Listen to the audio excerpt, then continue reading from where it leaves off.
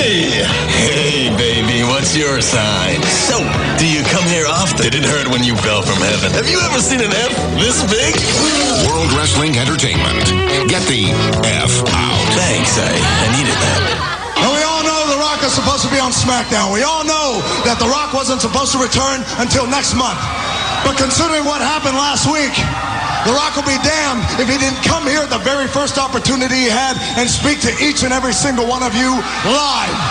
Okay, 5 years ago when The Rock first walked into this company, he had one idea, and that idea was really simple, and that was just to become the absolute best this industry has ever seen. And I will continue to work my ass off to make sure that happens. Because you see, The Rock says this, that very same passion, that very same fire that I have in my eyes is the very same fire that I see every time I walk in the back of that locker room.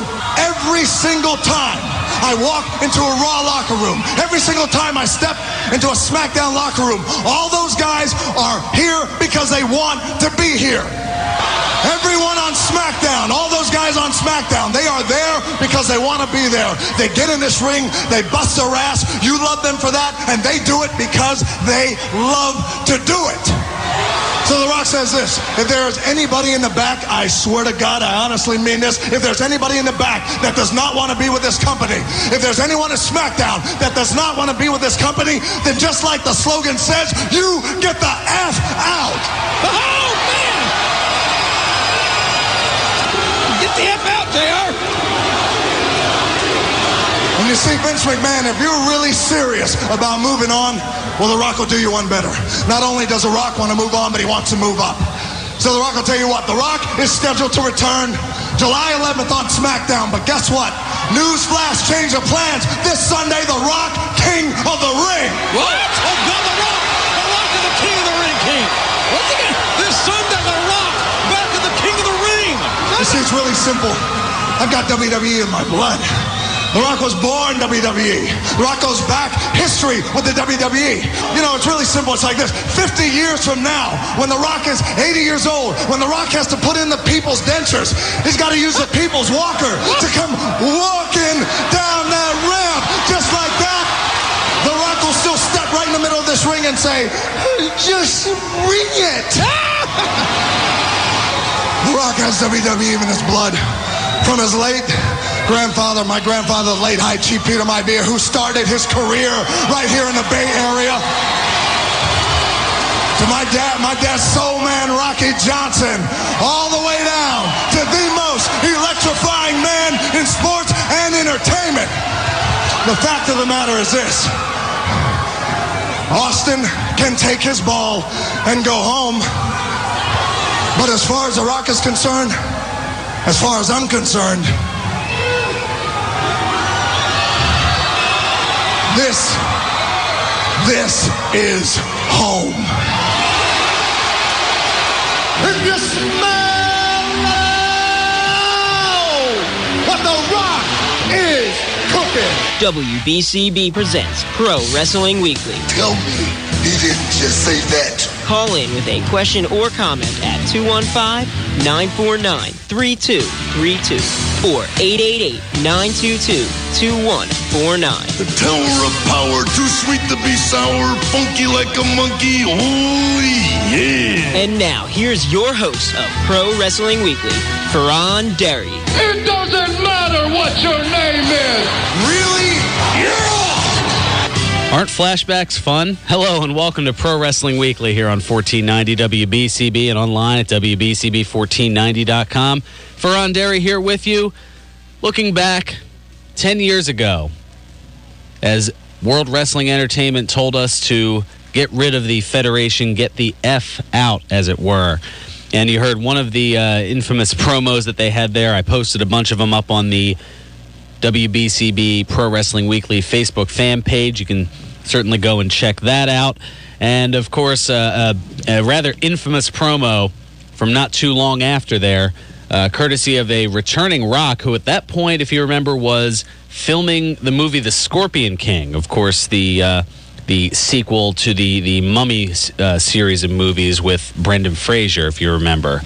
And The Rock was a surprise return, and this had all come just after Steve Austin, not exactly thrilled with the direction his character and storylines were going, basically decided to, well, as The Rock said in the promo, take his ball and go home. Just decided, you know what, I'm not gonna be a part of this, and he ended up sitting out for about 8 or 9 months before finally coming back in early 2003. But that was kind of the beginning of the end for Austin, and for a lot of people, they think it was the beginning of the end of the mainstream run of the WWE. I mean, there were a lot of things, a lot of different factors. Austin and Rock disappearing, those being the two stars of the Attitude Era, that certainly had a lot to do with it. The buyout of the competition, WCW, a year prior to that certainly had something to do with it. But a lot of people think that the final straws, as far as just waning interest in what was the face of professional wrestling at the time, and to a degree still is, was that changeover from World Wrestling Federation to World Wrestling Entertainment.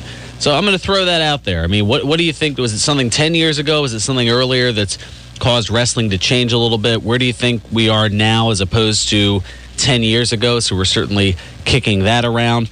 Also, with this being Mother's Day weekend, I decided to take a look back. I'm doing a lot of flashbacks this week, kind of doing some historical type stuff, and kind of looking back at some of pro wrestling's maternal figures, various moms in pro wrestling, and I had to struggle to come up with 5. I'll put it that way. So I'll see if you can give your memories of some of the great pro wrestling moms out there.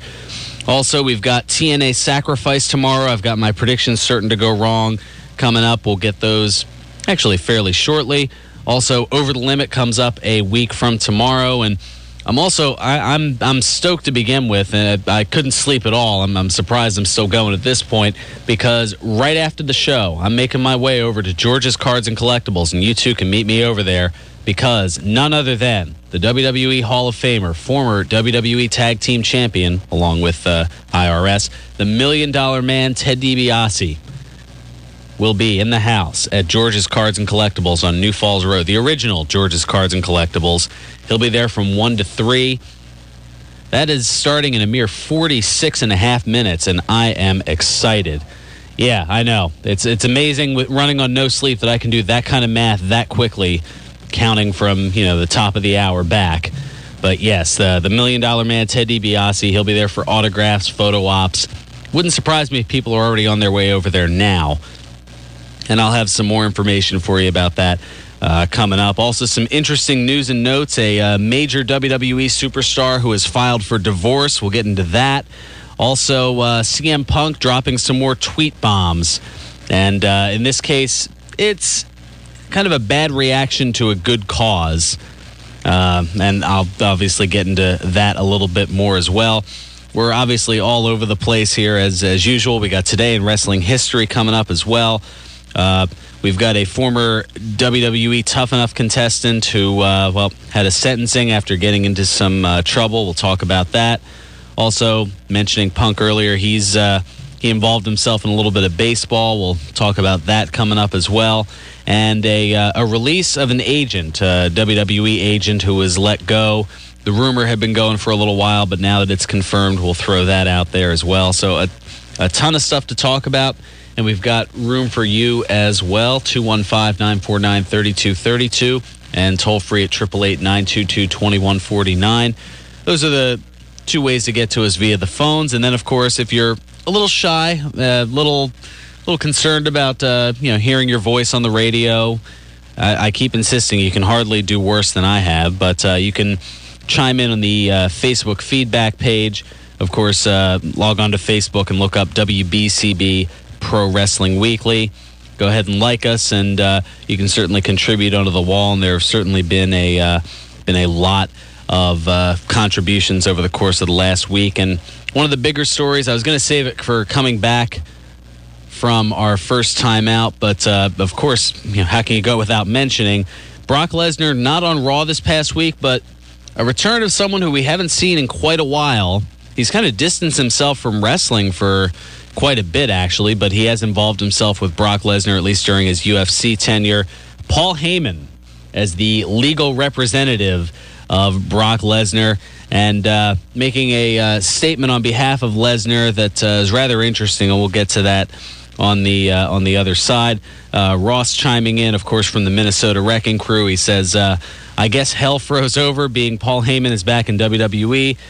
Sounds like up until SummerSlam, word is they're doing a lawsuit storyline where Brock is suing for WWE for breach of contract. But it's funny how Paulie is back after what happened at the Extreme Chamber match a while back, how he wanted one ending and how Vince wanted another. But I'm an ECW fan, and it's good to see Heyman back. It's good to see that ECW fans extend all the way out to Minnesota, first of all, Ross. But, yeah, that Extreme Elimination Chamber, that's something I think a lot of even WWE ECW fans try not to think about, going back to, what was that, the December to Dismember pay-per-view, if I remember right. But, yeah, that was I'm just shaking my head at the thought of it. Also, if you check out the page, there's various Today in Wrestling History segments that I've been posting over the course of the week. Everything from Chris Benoit. Yeah, I think you might have heard of him. Well, even if you haven't watched WWE, you might have, but I don't know, WWE sure won't tell you. A match between he and Jericho for the Intercontinental Championship. That happened, of course, over the past week.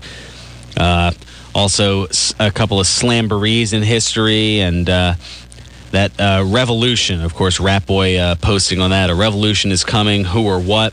We'll talk a little bit more about that coming up in this hour as well. And Ross kind of taking us on a rather interesting reminiscing trip as well, and that led to a lot of commentary going back maybe about 8 or 9 years with Eric Bischoff on Monday Night Raw, and bringing HLA, which, of course, stood for Hot Lesbian Action. Yeah, I know. But Bill Melody is kind of shocked a little bit at that. No, he's not shocked? Okay, I guess he knows Eric Bischoff better than I thought. Ross goes on to say, no wonder WCW went out of business. I don't know if that necessarily came from Bischoff, or if that, well, considering that Vince McMahon is kind of running the show, and considering some of the seedy things that he's done, it wouldn't surprise me if that order came from Vince. So you can't necessarily totally peg that on Eric Bischoff. But, yeah, that led to a lot of different things. Actually, something that we're going to be talking about coming up 3 weeks from now. We're going to go the first Saturday in June 2nd. And this was kind of an idea that was spawned by John from the Northeast, a loyal fan and contributor to the show, talking about the most uncomfortable moments in wrestling history. And what spawned that was a discussion of the wedding between Billy Gunn and Chuck Palumbo, the thing that was supported by the GLAAD, the Gay and Lesbian Alliance Against Defamation, because, Vince McMahon had been in hot water with them on quite a few occasions, so this seemed kind of like a make-good. And, yeah, so that led to some debate, and we'll get over that coming up in a few weeks, of the most uncomfortable moments in wrestling history, and there were quite a few that were thrown on the Facebook fan page. I'll save them for a couple weeks from now, but certainly something to get into. We'll go ahead and take care of our first bit of business. We'll come back, get some of your calls, look at some more Facebook feedback, and I've got tons of news and notes, my sacrifice lineup and predictions starting to go wrong. And we're also looking for some famous and or infamous moms in pro wrestling history. I was able to come up with 5, and that's just barely. I want to see if I can tap your memory banks out there a little bit as well. 215-949-3232 or toll free at 888-922-2149. Those are the ways to get to us via the phones, and of course you can chime in on the Facebook fan page at WBCB Pro Wrestling Weekly. And also, if you missed the show, I know, especially with this being a holiday weekend, Mother's Day, a lot of people running out, getting flowers, getting the last-minute cards, the chocolate, the whole 9 yards. Make sure you can go to YouTube and check out the archives. Just type in WBCB Pro Wrestling Weekly in the search up at the top of the YouTube page. And I've got them going. I think I've been getting them going pretty much every week since this past October. So there's certainly a plethora of archives. And I did something a little different for the last couple of weeks that I was preempted. I did a video webisode, like a little short 10-minute webisode, just to kind of go over my thoughts of the various weeks. So feel free to check that out as well in case you want to see what my ugly mug looks like in front of a camera Don't say I didn't warn you. Anyway, this is Pro Wrestling Weekly here on 1490 WBCB and online at WBCB1490.com.